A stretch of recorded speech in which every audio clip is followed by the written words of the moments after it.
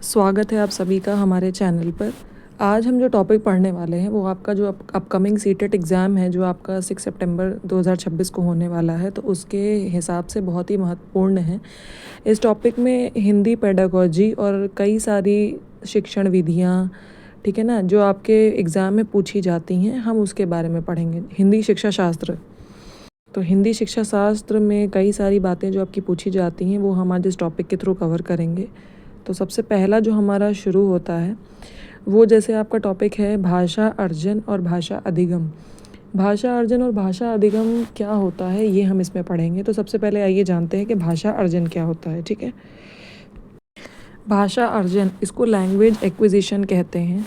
ये एक प्राकृतिक यानी कि नेचुरल प्रक्रिया है। ठीक है ना, भाषा अर्जन, ये आप कोई भी चीज़ जो अर्जित करते हैं वो आप नेचर के थ्रू अर्जित करते हैं, वो आपको कोई बनावटी नहीं सिखाता। मतलब कि यह एक ऐसी स्वाभाविक और अनजानी प्रक्रिया है जिसमें बच्चा अपने परिवेश में लोगों से बातचीत, सुनने और अनुभव के माध्यम से बिना किसी औपचारिक पढ़ाई के साथ भाषा प्राप्त करता है। जैसे सामने के पिक्चर में आपको दिखाई दे रहा होगा, माँ अपने बच्चे से पूछ रही हैं, बेटा पानी पियोगे? तो बच्चा कहता है हाँ पानी। उसके पापा कहते हैं शाबाश लो पानी पियो। ये कोई व्याकरण या ग्रामेटिकल एरर या इसमें कोई भी रूल रेगुलेशन एक्सप्लेनेशन कुछ नहीं है। ये सिंपल एक बातचीत है जो बच्चा अपने घर में करता है। बच्चा धीरे धीरे बड़ा होता है, पहले टूटे फूटे शब्द बोलता है, फिर पूर्ण रूप से भाषा बोलना सीख जाता है। तो यही आपकी भाषा अर्जन होती है, जो जन्मजात और जो हमें अपने परिवेश में माता पिता, जो हम अपने घर परिवार में बोलते हैं, बिना किसी पाबंदी के, बिना किसी नियम को दिमाग में ध्यान में रखते हुए। गलतियाँ होना स्वाभाविक है, इसकी स्वाभाविक प्रक्रिया है। ठीक है ना, इसका स्वाभाविक हिस्सा है। ऑब्वियस सी बात है, हम इंसान है तो गलतियाँ तो होना ही, गलतियाँ तो इसमें स्वाभाविक मानी जाती है। प्रवाह, फ्लुएंसी यानी सहजता, इंट्यूशन विकसित होते हैं। बच्चा जब बोलता है, लगातार कम्युनिकेट करता है, तो उसकी भाषा में प्रवाह, फ्लुएंसी आता है, सहजता, इंट्यूशन, ये सारी चीज़ें विकसित होती हैं। ठीक है, जैसे उदाहरण दिया है, बच्चा अपने माता पिता, परिवार और आसपास के लोगों की बातें सुनकर अपनी मातृभाषा सीखता है। ठीक है ना, यहाँ पे उदाहरण दे रखा है, बच्चा अपने माता पिता, परिवार और आसपास के लोगों की बातें सुनकर अपनी मातृभाषा सीखता है। एक लड़की है, वो बोल रही है ये गुड़िया है। किसी ने बोला होगा ये गुड़िया है, तो उस बच्चे ने सुना और उसको उसी तरह से दोहरा दिया। दूसरा उदाहरण है, जब हम किसी नए देश स्थान में रहते हैं, वहाँ के लोगों से बात करते हैं, उनकी बातें सुनते और देखते हैं, तो धीरे धीरे उनकी भाषा बोलना सीख जाते हैं। जैसे पहला है, यह टमाटर कितने का है? एक महिला पूछ रही है सब्जी वाले से, तो वो बोलता है 50 रुपये किलो। अगर उसने हिंदी में जवाब दिया है तो महिला भी हिंदी में ही जवाब देगी। अगर किसी भी अन्य प्रदेश में या किसी भी अलग देश में आप रह रहे हैं, तो धीरे धीरे जैसे जैसे वहाँ के लोग कम्युनिकेट करेंगे, एग्जैक्टली आप भी अपने अंदर वो चेंज महसूस करने लगेंगे और सिर्फ सुन सुन करके ही आप उस भाषा को बोलना सीख जाएंगे। एक एग्जांपल लेते हैं, जैसे टूरिस्ट गाइड होते हैं, ठीक है ना, जैसे जो टूरिस्ट विजिट करने आते हैं, तो जो उनको घुमाते हैं, तो वो उनसे कम्युनिकेशन के थ्रू ही कई सारी भाषाओं का निर्माण कर लेते हैं। क्योंकि सुनने से, डायरेक्ट सुनने से हम किसी भी चीज़ को बहुत जल्दी कैप्चर कर लेते हैं। देखने से, हाव भाव से, लिप रीड करके, होठों को पढ़ करके बोलने की जो एक स्टाइल होती है, उससे ही हम सीख जाते हैं। संक्षेप में अगर बात करें तो भाषा अर्जन तैरना सीखने जैसा है। आप पानी में उतरते हैं, अनुभव करते हैं, धीरे धीरे तैरना आ जाता है। ठीक है, अब इसके बाद हमारा जो दूसरा आता है वो आता है भाषा अधिगम। अब भाषा अधिगम क्या होता है? अब बात करते हैं भाषा अधिगम यानी लैंग्वेज लर्निंग की। यह एक औपचारिक प्रक्रिया है, यानी कि फॉर्मल प्रक्रिया। भाषा अधिगम वह सचेत और सुनियोजित प्रक्रिया है जिससे हम किसी भी भाषा को कक्षा में पढ़ाई, नियमों, अभ्यास और पुस्तकों की मदद से सीखते हैं। आप सामने देख सकते हैं, टीचर जो है व्हाइट बोर्ड पर पढ़ा रही हैं। उन्होंने लिखा है व्याकरण का नियम, कर्ता प्लस क्रिया प्लस कर्म। मैं किताब पढ़ता हूँ, मैं कर्ता, किताब पढ़ना एक एक्टिविटी हो गई, क्रिया हो गई, किताब जो है पढ़ना जो है वो आपकी क्रिया हो गई, बुक, ये आपका कर्म हो गया। तो इसी से पता चल रहा है कि भाषा अधिगम जो है वो आपका एक प्रोसेस है, फॉर्मल प्रोसेस है, जिसे आप व्याकरण के नियमों के अंतर्गत सीखते हैं। मतलब कि किस शब्द को किस हिसाब से उपयोग करना है।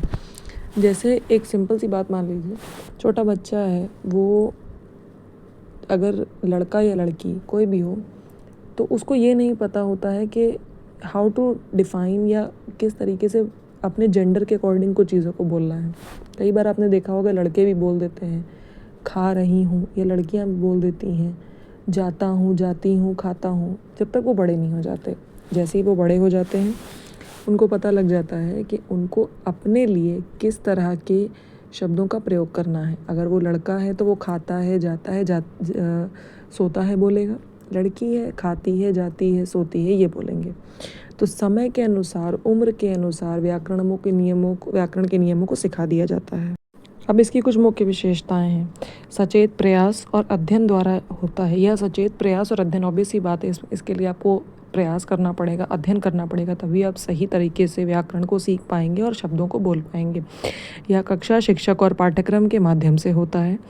इसको सीखने के लिए आपको एक कक्षा, एक शिक्षक और एक पाठ्यक्रम की आवश्यकता होती है। इसका ध्यान नियमों, व्याकरण और शब्दावली पर होता है। यहाँ पर आप सीखते हैं व्याकरण, नियम और शब्दावली, कैसे आपको सेंटेंस को यूज़ करना है, किसी भी वाक्य को कब, कहाँ, कैसे बोलना है सही नियम और व्याकरण के अनुसार। इसका प्रयोग आमतौर पर शिक्षा, परीक्षा, नौकरी या विदेशी भाषा सीखने में होता है। ठीक है ना। गलतियों को शिक्षक द्वारा सुधारा जाता है। ऑब्वियस सी बात है, गलतियाँ दोनों प्रोसेस में होती हैं। इससे शुद्धता, एक्यूरेसी और औपचारिक ज्ञान प्राप्त होता है। ठीक है ना। तो ये आपका पढ़ाई के सेंस में भी, और एक जो भाषा को सीख करके उसको यूज़ कैसे करना है, तो इसके लिए काफ़ी इम्पोर्टेंट होता है। इसमें एक्यूरेसी लानी पड़ती है, शुद्धता लानी पड़ती है। ठीक है ना। अब इसके आप उदाहरण देखिए भाषा अधिगम के। आप स्कूल में अंग्रेज़ी की कक्षा में व्याकरण के नियम, नए शब्द, वाक्य और अभ्यास पुस्तकों से सीखते हैं। ठीक है ना। जैसे कि आप स्कूल में अंग्रेज़ी की कक्षा, इंग्लिश की क्लास में आप क्या सीख रहे हैं, ग्रामर के रूल्स, उसके न्यू वर्ड्स, सेंटेंसेस, ये कैसे आपको सिखाया जाता है। एक एक्सरसाइज बुक होती है जहाँ पर रेगुलरली आपको प्रैक्टिस कराई जाती है, तभी आप उसके नियम सीख पाते हैं। जैसे पीछे एक टेंस चैप्टर पढ़ाया जा रहा है, पहले प्रेजेंट टेंस, फिर पास्ट टेंस, फिर फ्यूचर टेंस, उसके रूल्स, सेंटेंस को कैसे फॉर्म करना है आपको धीरे धीरे सिखाया जाता है।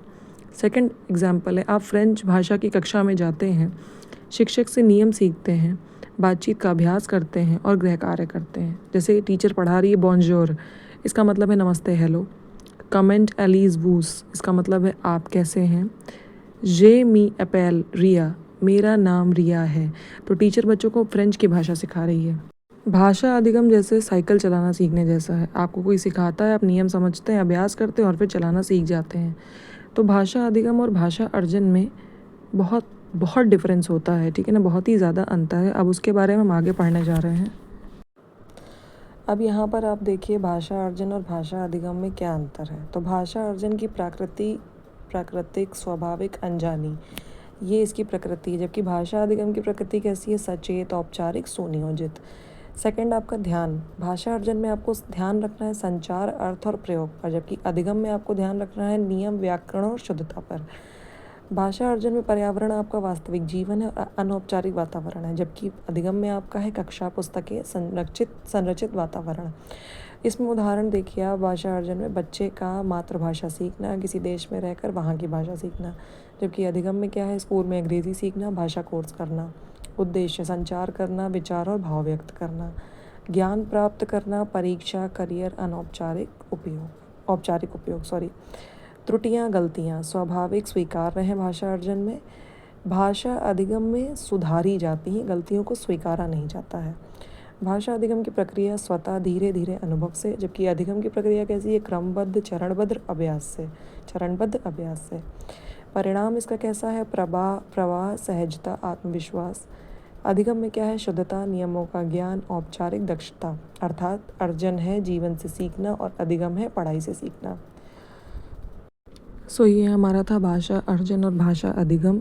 अब इसके बाद जो नेक्स्ट टॉपिक मैं लेके आऊँगी वो आपका नेक्स्ट होगा पठन कौशल, जिसमें मैं आपको पठन कौशल के बारे में पढ़ाऊँगी। आई होप आपको ये सेशन अच्छा लगा होगा। इसमें इंग्लिश, हिंदी दोनों फॉर्म में मैंने नोट्स दे दिए हैं।